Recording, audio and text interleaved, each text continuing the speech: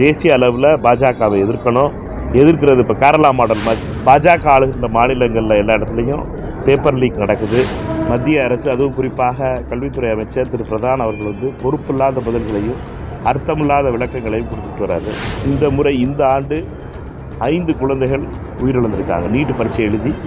எந்த கட்சி எந்த நிலை எடுக்க போகுதுங்கிறத, அரசியல் என்பது ஒரு சட்டம் வரும்போது அந்த சட்டத்தை எதிர்க்கிறீங்களா ஆதரவு தெரியும். நான் இங்கிருந்து போகிறேன், அதை மட்டும் சொல்லிட்டு ஓடிடுவேன், சரியா? இன்றைய தினம் எல்லாருக்கும் வணக்கம்.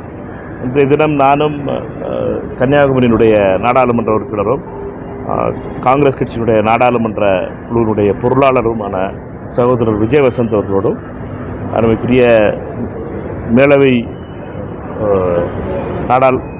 நாடாளுமன்ற உறுப்பினர், மாநிலங்களவை நாடாளுமன்ற உறுப்பினர் திரு கிறிஸ்டபர் திலக் அவர்களும் கோயம்புத்தூர், சேலம், அடுத்த நாள் கிருஷ்ணகிரி, தருமபுரி, இந்த 4 இடங்களுக்கு போகிறோம்.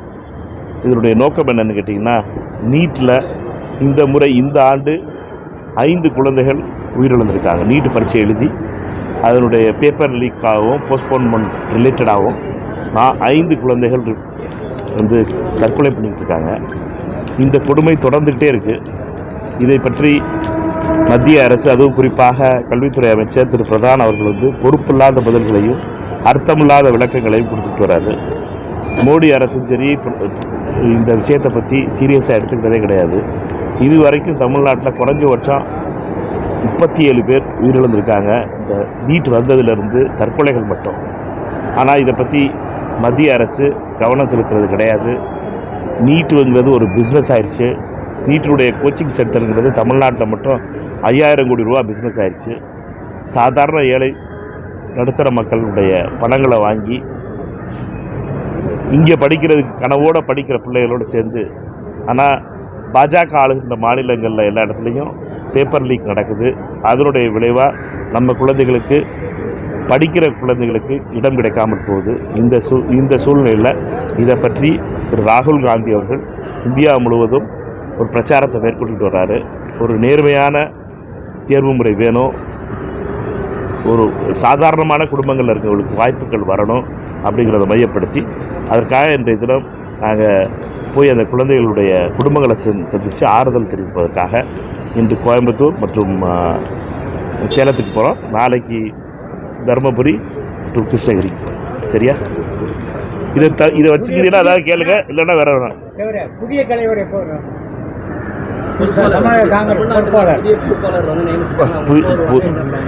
புதிய பொறுப்பாளர் குலாம் மீர் அவர்கள், முன்னாள் அமைச்சர், காஷ்மீருடைய முன்னாள் அமைச்சர். அவர் மூத்த அரசியல்வாதி, ஏற்கனவே 6 முறை சட்டமன்ற உறுப்பினராக இருந்தவர். அவங்களை பொறுத்த மட்டும் குலாம் மீர் மிக விரைவில் வருவார். அவர் டெல்லியில் முதல்ல சந்திப்போம்னு சொல்லியிருக்கார்.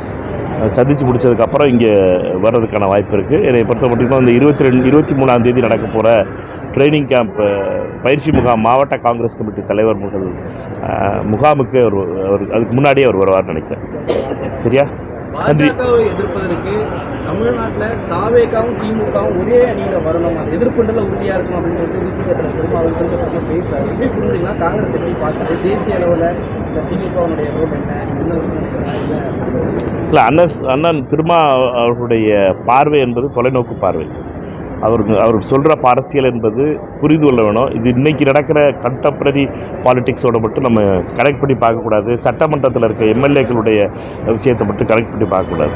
இந்த திருமா அவர்கள் சொல்கிறது என்னென்னு கேட்டிங்கன்னா, தேசிய அளவில் பாஜகவை எதிர்க்கிறது இப்போ கேரளா மாடல் மாதிரி. கேரளாவில் எப்படி வந்து கம்யூனிஸ்ட்டும் காங்கிரஸும் நேர் எதிராக இருக்கிறோமோ, ஆனால் நாங்கள் வந்து பாஜக எதிர்ப்பில் ஒற்றுமையாக இருக்கோம். அந்த நிலையை அண்ணன் திருமா அவர்கள் சொல்லிட்டு வராங்க. அது மாதிரி தமிழ்நாட்டில் ஒரு நிலை உருவாகணும், அதற்கு 2 கட்சிகளும் அது தயாராகணும் அப்படிங்கிறாங்க. பர்சனலாக இங்கே வந்து அவங்க 2 பேருக்கும் உள்ள டிஃப்ரென்சஸை வந்து அவர் கம்மி பண்ணி 2 பேரும் சேர்ந்து நிற்கணும்னு அந்த வார்த்தை சொல்லலை. அவர் சொல்கிற டைரக்ஷனுங்கிறது கேரளாவில் மாடலில் மாதிரி மார்க்சிஸ்ட்டும் கம்யூனிஸ்ட்டும் அங்கே சண்டை விட்டுக்கிறோம். ஆனால் இங்கே பார்த்திங்கன்னா, டெல்லியில் பார்த்திங்கன்னா 2 பேரும் ஒரே டேபிளில் உட்காந்து, அந்த முதிர்ச்சி இருக்குகளுக்கு ஒரே டேபிளில் உட்காந்து பாஜகவுடைய கொள்கை அளவில் எதிர்க்கிறதுல தெளிவாக இருக்கும். அந்த நிலையை பற்றி அண்ணன் திருமா பேசுகிறாரு. அதில் பத்திரிகை நண்பர்களுக்கு என்னுடைய வேண்டுகோள், அதை கட் பேஸ்ட் மட்டும் பண்ணி போட்டுறாது. நான் இப்போ சொல்கிறதையும் என்னென்னா நீங்கள் கட் பேஸ்ட் பண்ணிட்டீங்கன்னா எடிட் பண்ணிட்டீங்கன்னா நான் சொல்கிற அர்த்தமே வேறு மாதிரி ஆயிடுது. அதனால் அது மாதிரி தான் அண்ணன் திருமா அவர்களை பொறுத்த மட்டும் அவருடைய கருத்து என்பது தொலைநோக்கான கருத்து. தமிழகம் ஒரு பாஜக இல்லாத ஆர்எஸ்எஸ்னுடைய அதிகாரம் இல்லாத ஒரு மாநிலமாக அரசியல் தமிழ்நாட்டில் தொடரணும்னு நினைக்கிறாரு. அதனுடைய வெளிப்பாடு தான் அந்த அவர் சொல்கிற பிளான். முதலமைச்சருடைய பேச்சு எப்படி பாக்குறீங்க சார்? கரூர் விவகாரத்தில் ஏன்னா அந்த அரசு பண்ணி கொடுத்ததும் ஒரு எதிர்ப்புகள் இருந்தது அரசியல் ரீதியா. முதலமைச்சருடைய பேச்சு எப்படி பாக்குறீங்க? அவர் அந்த பேச்சிலே ரொம்ப தெளிவாக சொல்லியிருக்காரு என்றால் அதை பற்றி மிகவும் அவரை பொறுத்த மட்டும் அது மிகவும் வலி தருகின்ற பெயின்ஃபுல்லான ஒரு பார்ட்டுங்கிறத அவருடைய பார்வையில் அது அரசியல் தலைவராக அவர் அதை எப்படி அணுக வேண்டும் என்பது அவருடைய ஸ்டைல். அந்த ஸ்டைலை நம்மளுக்கு வித்தியாசம் இருக்கலாம், உங்களுக்கு வேறு மாதிரி நீங்கள் பார்க்கலாம், பாலனை வேறு மாதிரி பார்க்கலாம். ஆனால் அந்த ஸ்டைலை பொறுத்த மட்டும் எல்லாருக்கும் ஒரு ஸ்டைல் இருக்குது, அந்த ஸ்டைலை ஏற்றுக்குருவோம். விவகாரத்தில் காங்கிரஸ் தரப்புல, அதாவது நீங்க தலைவராக இருந்த காங்கிரஸ் இதுல இருந்து அங்க இருக்கிற காங்கிரஸுக்கு ஏதாவது பேசுறதுக்கு வாய்ப்பு ஏதாவது இருக்கா? இதுல காங்கிரஸ் ஒரு பேச்சுவார்த்தை நடத்த வாய்ப்பு இல்லை. இது கர்நாடகா தமிழ்நாட்டுக்குள்ள பிரச்சனை. கர்நாடகத்தினுடைய அரசியல்வாதிகள் எல்லாரும் ஒன்றா இருக்காங்க. தேவகவுடா அவர்களாக இருக்கட்டும், சித்தராமையா அவர்களாக இருக்கட்டும், எடியூரப்பா அவர்களாக இருக்கட்டும், டிகே சிவகுமார் அவர்களாக இருக்கட்டும், ஏன் அசோக் அவர்களாக இருக்கட்டும், எல்லாரும் ஒன்றா இருக்காங்க. அது மாதிரி தமிழகத்திலையும் எல்லா தலைவர்களும் ஒன்றா இருக்கணும். சட்டமன்றத்தில் என்ன தீர்மானம் போட்டோமோ அந்த நிலையிலிருந்து மாறக்கூடாது. நம்மளுக்குள்ளே செல்ஃப் கவுண்டர் போடுற வேலையை விடணும், குறை சொல்கிற வேலையை விடணும். நான் பாஜகவை குறை சொல்கிறதையோ அல்லது இங்கே தமிழக பாஜகவை குறிப்பிட்ட விதத்தில் நயினார் நாகேந்திரன் அவர்களை பற்றி நான் இதுக்கு குறை சொன்னது கிடையாது. ஏன்னா நயினார் நாகேந்திரன் காங்கிரஸ் எப்போ குறை சொல்கிறாரோ அப்போ நான் சொல்லுவேன். ஏன்னா இது எல்லா கட்சிகளும் சேர்ந்து தான் சட்டமன்றத்தில் இதை ஆதரிச்சோம் தீர்மானத்தை. தமிழகத்தில் இருக்கின்ற அனைத்து அரசியல் கட்சிகளும் அனைத்து அரசியல் தலைவர்களும் ஒன்றா இருக்கணும். நம்முடைய விவசாயிகளுடைய பாதுகாப்பு, குறுவைக்கு தண்ணி விட மாட்டேன்னு சொல்கிறது எந்த விதத்தில் நியாயம்? உச்சநீதிமன்ற தீர்ப்பு இருக்குது. இதை பற்றி நம்ம இப்போ எல்லாரும் சேர்ந்து பேசணுங்கிறத என்னுடைய சரியா. எதிர்வரும் நாடாளுமன்ற கூட்டத்தில் திமுகவின் ஆதரவை கோருகிறார். அதிக அளவில் எம்பி உள்ள கட்சி திராவிட முன்னேற்ற கழகம். ஏதாவது ப்ராப்ளம் என்றால் ஆதரவு கோருகிறீர்கள். இது ஆதரவு கோர்றதுக்கு நம்ம அரசாங்கம் நடத்தலை ஒன்று. ரெண்டாவது என்னன்னா நிலை தான். அரசாங்கம் சட்டங்கள் கொண்டு வரப்போகுது, பில்லை கொண்டு வரப்போகுது. நிலை எந்த கட்சி எந்த நிலை எடுக்குது, எந்த கட்சி எந்த நிலை எடுக்க போகுதுங்கிறத அரசியல் என்பது ஒரு சட்டம் வரும்போது அந்த சட்டத்தை எதிர்க்கிறீங்களா ஆதரவு தெரிவிக்கிறீங்களா, இந்த ரெண்டு நிலை தான்.